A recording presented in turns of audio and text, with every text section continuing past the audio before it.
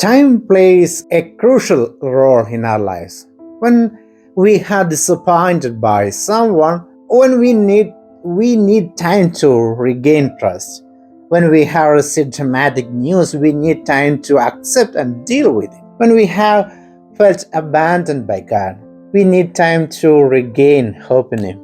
The Easter stories show us how even the disciples needed time to gain in a new perspective, to remember what they had experienced, to reread even recent events, and finally to come to believe. Faith in Jesus is not a magical or instantaneous fact, but the fruit of a journey made up of doubts, questions, and uncertainties.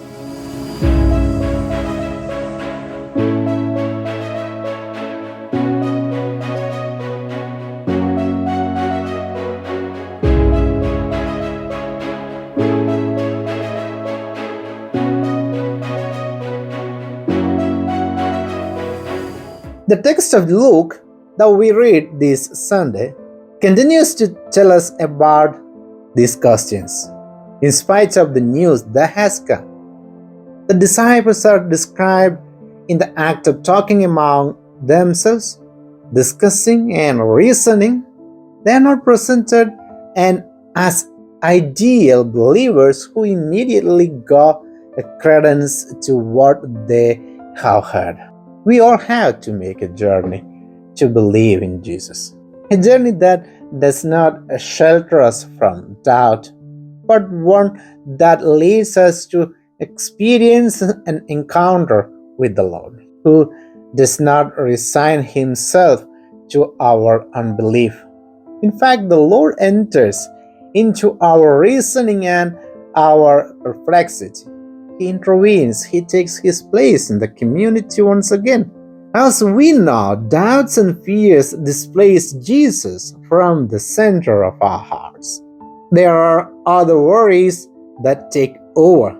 But once again, we see how the disciples themselves do not immediately recognize Jesus precisely because when we are gripped by fear and sadness, Jesus himself seems like a host in our lives, one that may capture our imagination, but one that is not real.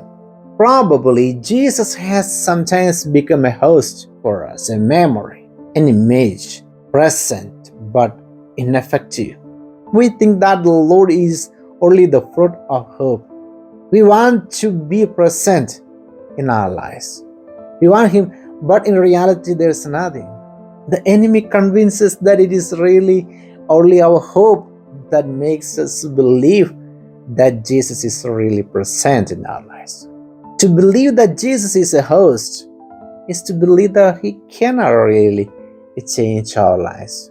The Lord becomes a symbol, a cultural icon, an element of identity, perhaps even one to whom we can address prayers and laments. But in the depths of our hearts, we know that all of this is useless because He is only a host. The heart of the disciples appears with many emotions. Luke's text says that they are shocked, full of fear, troubled, doubtful, joyful, and amazed. These are also very different feelings, but they combine to create an emotional storm. How can we not recognize ourselves in this variety of emotions? Our hearts, too, are often pierced by different feelings, even toward God. It is important to stop and read what is going on inside of us. It is important to recognize what thoughts are behind these feelings and thus discern if these feelings are coming from God or if they are coming from the evil spirit, the enemy, who takes advantage of our fears to lead us away from our good. The Lord knows that we need to feel His presence and be helped to recognize Him. That is why He makes Himself known in two very significant ways: wounds and sharing. Jesus shows his wounds because they testify to the love he has for us. These wounds, like ours, are not useless. They are the signs of a history of love. Jesus reveals himself as the one who suffered for me. The second gesture is sharing, eating together. It's a sign of intimacy. But above all, it's a gesture that recalls the upper room, the place where we lived together and where he gave his body and blood. These two signs illuminate the story, open the mind, invite us to reread what happened. Of course, it takes time. We need time, but only through this journey, which takes time, can we become witnesses. And this is the task that Jesus wants to entrust to us, to tell what we have experienced.